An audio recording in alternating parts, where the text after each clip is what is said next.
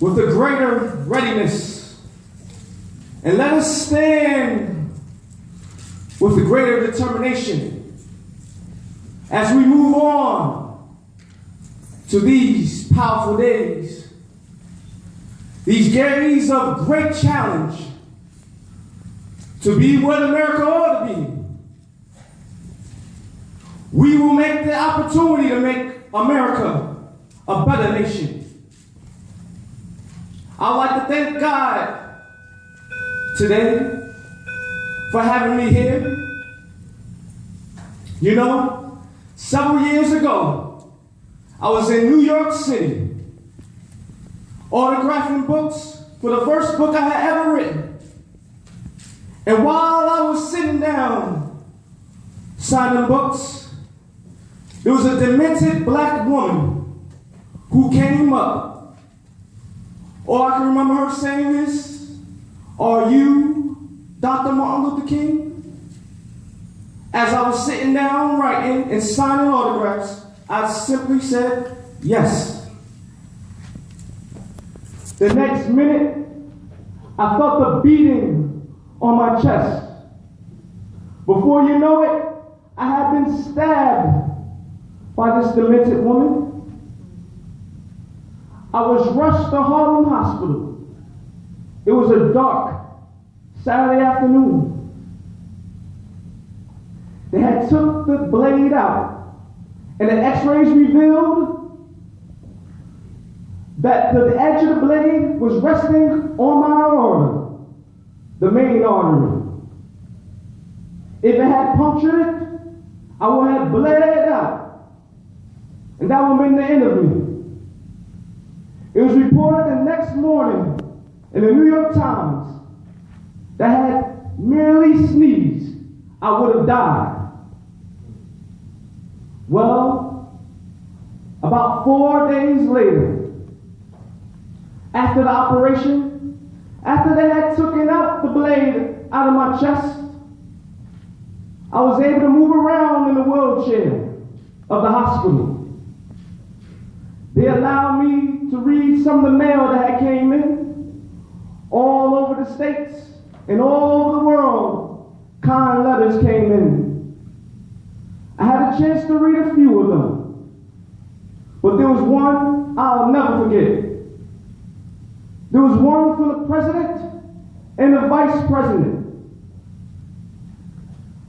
I forgot what those telegrams had said. I also received a visit and a letter from the governor of New York. I forgot what that letter had said. But there was another letter. It was from a little girl, a young girl, from White Plains High School.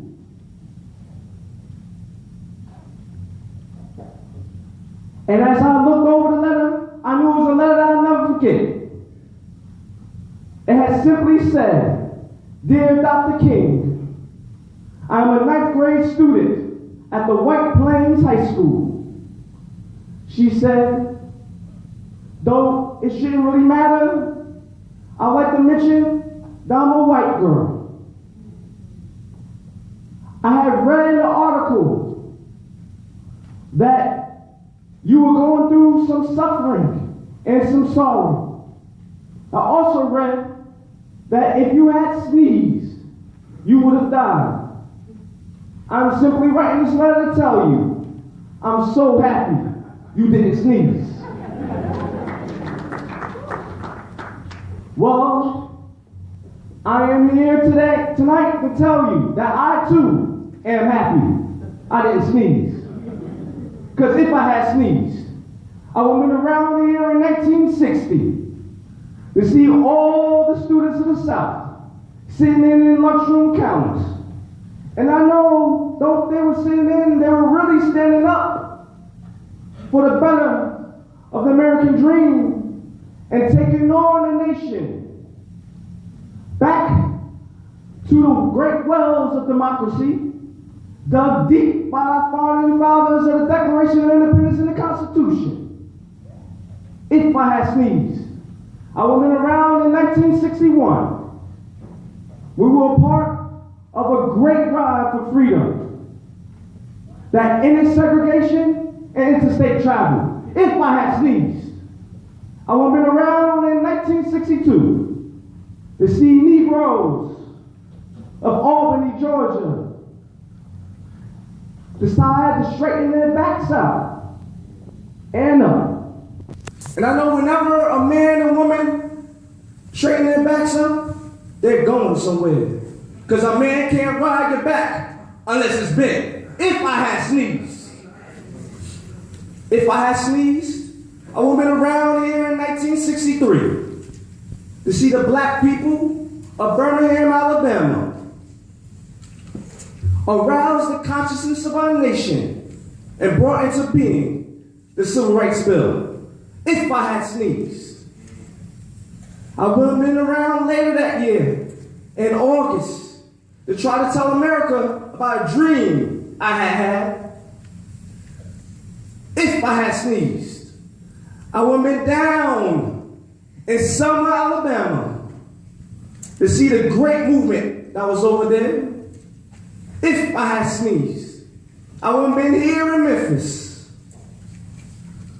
to be able to see the community rally around those men and women who are suffering. I'm so happy that I didn't sneeze. So they tell me this. Doesn't matter now. It really doesn't matter what happens. I left from Atlanta this morning. And as we approached the plane and got it, as it was about to start, there were 6 of us. And the pilot of the plane said on the public address system, "We are sorry for the delay, but we have here Dr. Martin Luther King, and we want to make sure that the packages and everything's checked safely. We want to make sure that everything inside the plane is okay, and ensure that we must check everything carefully. We also watched over and guarded the plane overnight. And as I got into Memphis, I heard people say threats, or what they heard of the threats about me, about what would happen to me from my sick white brothers. Doesn't matter now. We got some difficult days ahead. But I'm not concerned about that now, because I've been to the mountaintop. I don't mind. Like anybody, I would like to live a long life. Longevity has its place. But I'm not concerned about that right now. I just want to do God's will. And He's allowed me to go up to the mountain. And I looked over and I seen the promised land. Now I may not get there with you, but tonight, we as a people will get to the promised land. So I'm happy tonight. I'm not worried about anything. I'm not fearing any man. My eyes have seen the glory of the coming of the Lord.